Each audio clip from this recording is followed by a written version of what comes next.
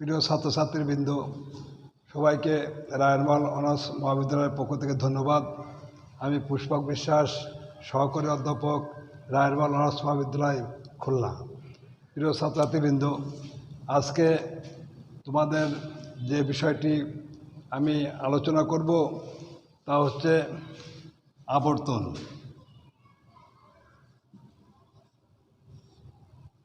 আবর্তন আবর্তন কি? আবর্তন কি? আবর্তন যে অমাধ্যম অবরোহ অনুমানে একটি প্রদত্ত যুক্তিবাক্যের উদ্দেশ্য বিধির ন্যায়সঙ্গত স্থান পরিবর্তন করে একটি নতুন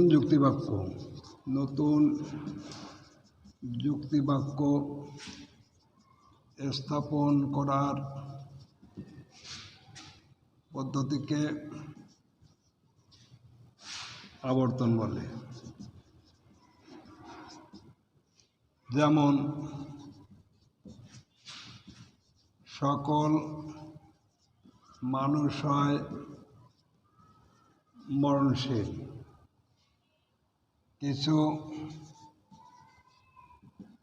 কিছু মরণশীল জীব হয় মানুষ। প্রিয় ছাত্রছাত্রীবৃন্দ, আবর্তনের সংজ্ঞানুসারে বলা হচ্ছে যে অমাধ্যম অবরাহ অনুমান মানে একটি আস্থা বাক্য থেকে যখন একটি সিদ্ধান্ত স্থাপন করা হবে সেটা হচ্ছে অমাধ্যম অনুমান। এখন সংজ্ঞা অনুসারে যা বলা আছে যে অমাধ্যম অবরাহ অনুমানে একটি প্রদত্ত যুক্তিবাক্য, এটাকে বলা হচ্ছে প্রদত্ত যুক্তিবাক্য, এটাকে আশ্রয় বাক্য বা আবর্তনীয় আর এটাকে বলা হয় আবর্তিত। সিদ্ধান্তকে বলা হয় আবর্তিত। তাহলে যে অমাধ্যম অবরাহ অনুমানে একটি প্রদত্ত যুক্তিবাক্যের উদ্দেশ্য এবং বিধির ন্যায়সঙ্গত স্থান পরিবর্তন। ন্যায়সঙ্গত মানে এখানে আবর্তনের কতগুলো নিয়ম আছে, এই নিয়ম অনুসরণ করেই আবর্তন করতে হবে। এ কারণেই বলা হচ্ছে ন্যায়সঙ্গত স্থান পরিবর্তন। এখন অমাধ্যম অবমানে একটি প্রদত্ত যুক্তিবাক্যের উদ্দেশ্য বিধির স্থান, কীরকম উদ্দেশ্য যে মানুষ সিদ্ধান্তে এসে বিধির স্থানে অবস্থান করবে, আর বিধি হচ্ছে মরণশীল, সেটা উদ্দেশ্যের স্থানে অবস্থান করবে। প্রিয় ছাত্রছাত্রীবৃন্দ, এখন তাহলে সংজ্ঞাকারে কী বলা হচ্ছে যে অমাধ্যম অবরাহ অনুমানে একটি প্রদত্ত যুক্তিবাক্যের উদ্দেশ্য এবং বিধির ন্যায়সঙ্গত স্থান। উদ্দেশ্য যাবে বিধির স্থানে, বিধি আসবে উদ্দেশ্যের স্থানে। এই আশ্রয় বাক্যকে বলা হয় আবর্তনীয় এবং সিদ্ধান্তকে বলা হয় আবর্তিত। এখন তাহলে তোমরা বুঝছো যে উদ্দেশ্য যাবে বিধির স্থানে, বিধি আসবে উদ্দেশ্যের স্থানে। একটা আবর্তন করতে যে আমরা যদি বলি যে সকল ফুল হয় সুন্দর, একে আবর্তন করলে কী হবে? কিছু সুন্দর জিনিস হয় ফুল। এখানে উদ্দেশ্য গেল বিধির স্থানে, বিধি আসলো উদ্দেশ্যের স্থানে, তাই না?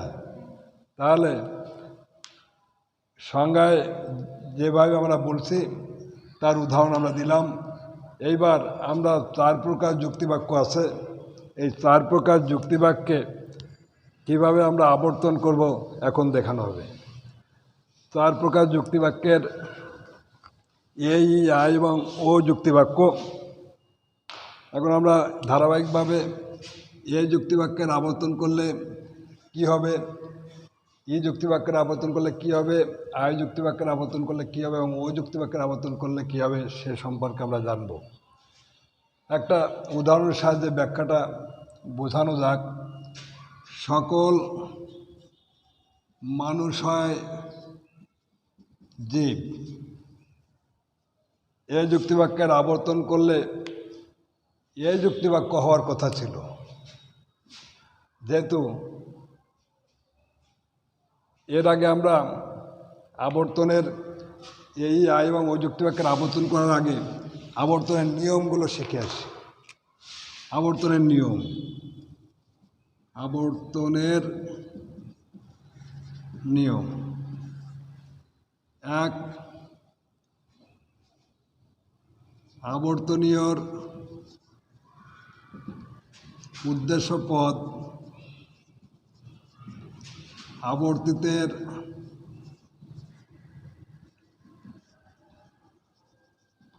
বিধেয় পদ হবে। দুই, আবর্তনীয়ের বিধেয় পদ আবর্তিতের উদ্দেশ্য পদ হবে।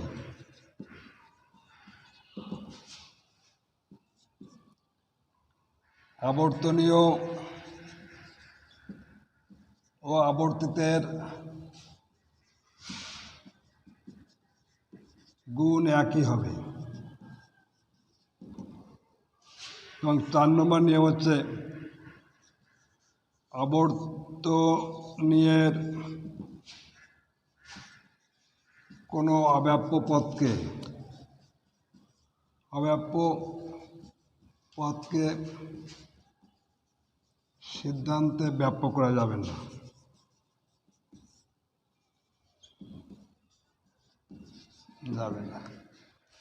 আমরা একটা উদাহরণ, এই নিয়মের অনুসারে একটা উদাহরণ এখানে দিয়ে দেখি যে সকল মানুষ হয় জীব, কিছু জীব হয় মানুষ। অতএব কিছু জীব হয় মানুষ। এখানে দেখো, আবর্তন নিয়ম অনুসারে আবর্তনের উদ্দেশ্য পদ আবর্তিত বা সিদ্ধান্তের, এটা সিদ্ধান্ত বা আবর্তিত বলে, এটাকে আবার আশ্রয় বাক্য বা আবর্তনীয় বলা হয়। এখন আবর্তনের উদ্দেশ্য পদ আবর্তিতের বিধেয় পদ হবে নিয়ম অনুসারে। এবার আবর্তনীয়ের বিধেয় পদ আবর্তিতের উদ্দেশ্য পদ হবে। আবর্তনীয় ও আবর্তিতের গুণ একই, অর্থাৎ আবর্তনীয় যদি সদার্থক হয় আবর্তনীয় সদার্থক হবে, আবর্তনীয় যদি নয়ার্থক হয় তাহলে আবর্তিত নয়ার্থক হবে। আর শেষ হচ্ছে আবর্তনের কোনো অব্যাপ্য পদকে, এই আবর্তনীয় বা আশ্রয় বাক্যের কোনো অব্যাপ্য পদকে সিদ্ধান্তে ব্যাপ্য করা যাবে না। তাহলে এইটাকে আমরা কি বলছি, আবর্তনীয়, আর এটা আবর্তিত, তাই তো।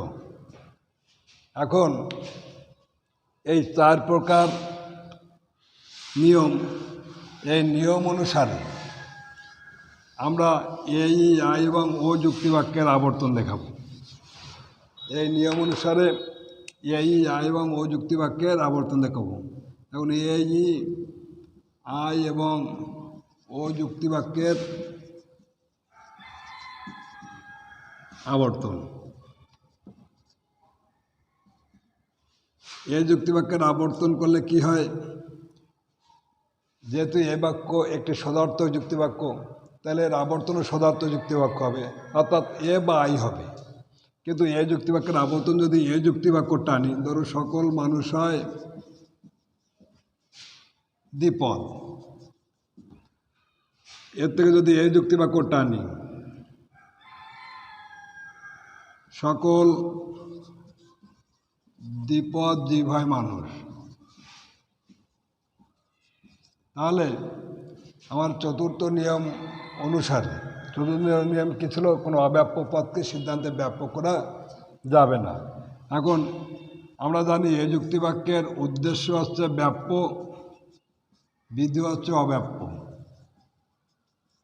উদ্দেশ্য ব্যাপ্য, বিধি অব্যাপ্য। যখনই একে এই যুক্তিবাক্য থেকে এই যুক্তিবাক্য টানা হলো, তখন এই অব্যাপ্য পদ কোন জায়গায় আছে? উদ্দেশ্যের স্থানে আছে, তাই না? তাহলে উদ্দেশ্য এটাকে কী হয়েছে? তাহলে ব্যাপ্য হয়ে গেছে, কারণ আমরা জানি উদ্দেশ্য পদ ব্যাপ্য। তাহলে দ্বিপদ যখন উদ্দেশ্যের স্থানে অবস্থান করেছে, তখন এটা ব্যাপ্য হয়ে গেছে। আমার নিয়ম অনুসারে কোনো অব্যাপ্য পদকে সিদ্ধান্তে ব্যাপ্য করা যাবে না। তাহলে আমরা এই যুক্তিবাক্য থেকে এই যুক্তিবাক্য হবে না, এই যুক্তিবাক্য থেকে হবে আই যুক্তিবাক্য। কীরকম দেখো, কিছু দ্বিপদ জীব হয় মানুষ, কিছু দ্বিপদ জীব হয় মানুষ। এখানে আয় যুক্তিবাক্য যেহেতু উভয় পদই অব্যাপ্য, এটাও অব্যাপ্য এটাও অব্যাপ্য, আর এখানে দ্বিপদ অব্যাপ্য মানুষও অব্যাপ্য, কোনো অব্যাপ্য পদ সিদ্ধান্তে ব্যাপ্য হয়নি, যেহেতু আয় যুক্তিবাক্যের উভয় পদই অব্যাপ্য। আমরা আগেই এটা জেনেছি কোন এই এবং এই আয় এবং ও যুক্তিবাক্যের কোন পদ ব্যাপ্য এবং কোন পদ অব্যাপ্য, এটা আমরা আগেই পড়েছি।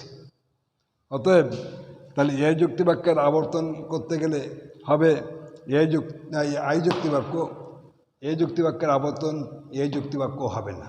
কি হবে তাহলে? আই যুক্তিবাক্য হবে। এই যুক্তিবাক্যের আবর্তন এই যুক্তিবাক্য হবে না, হবে আই যুক্তিবাক্য। এবার দেখো ই যুক্তিবাক্যের আবর্তন করলে কি হয়। ই যুক্তিবাক্য কোনো মানুষ নয় চতুষ্পদ, এটাকে আবর্তন করলে কি হচ্ছে? যেহেতু এই যুক্তিবাক্যের আবর্তন করলে, এই যুক্তিবাক্য যেহেতু একটি নয়ার্থক যুক্তিবাক্য, এর থেকে যে সিদ্ধান্তটা আসবে সেটাও নয়ার্থক হবে, তাই ই নাই ও হবে। আমরা 4 প্রকার যুক্তিবাক্য জানি, এ, ই, আই এবং ও। এখানে এ আর আই হচ্ছে সদার্থক, আর ই আর ও হচ্ছে নয়ার্থক। তাহলে যেহেতু বলা হয়েছে নিয়ম অনুসারে যে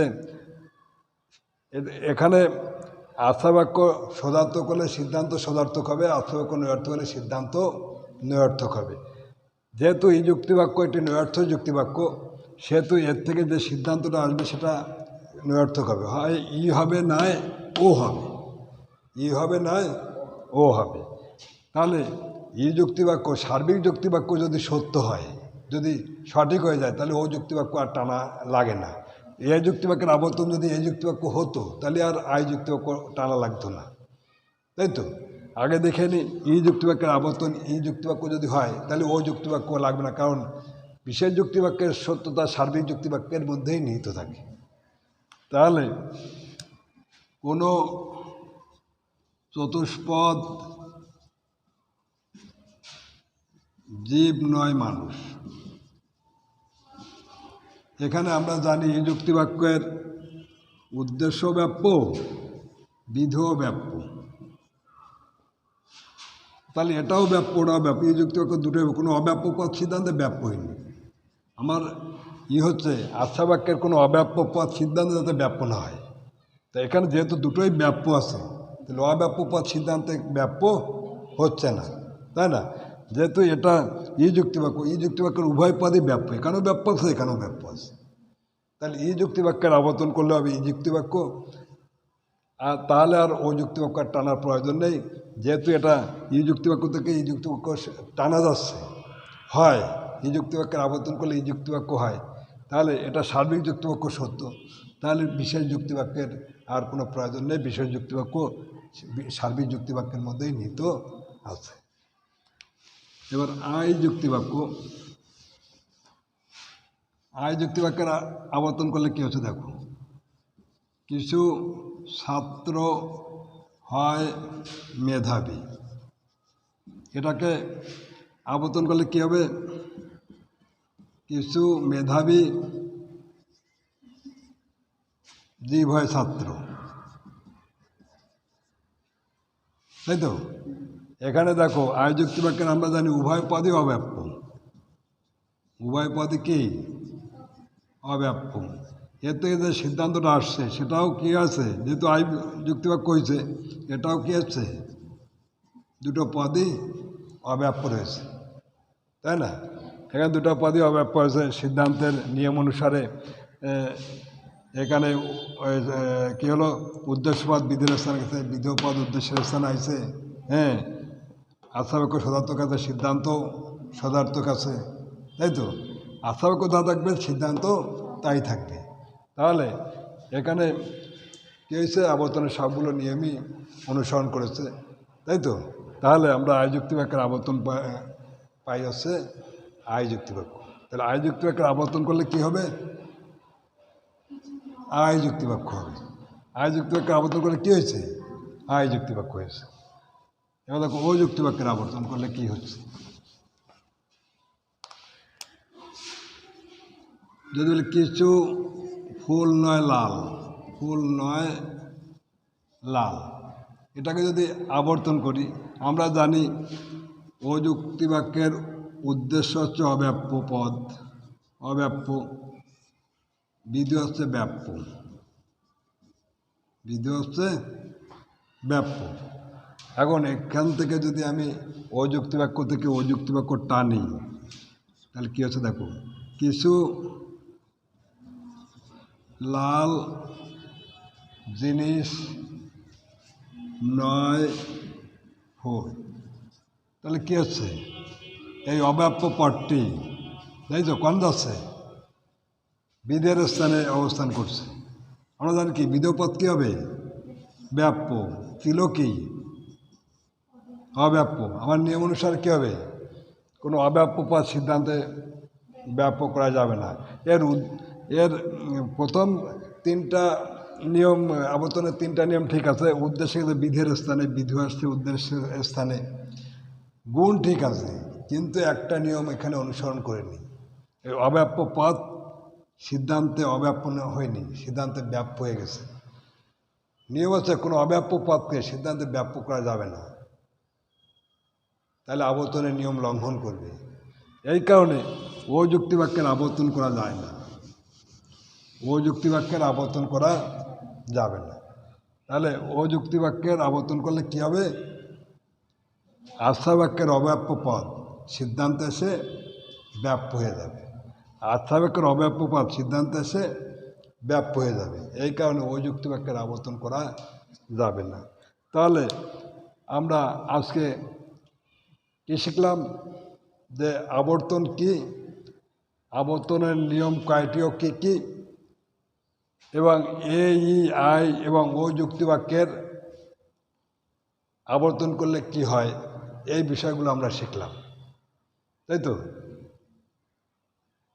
প্রিয় ছাত্রছাত্রীবৃন্দ, আজকে আমার আলোচনা এখানে আমি সমাপ্ত করব।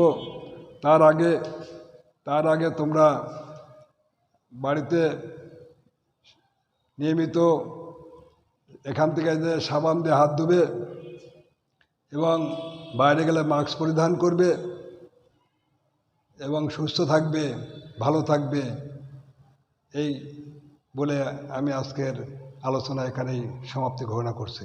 ধন্যবাদ সবাইকে।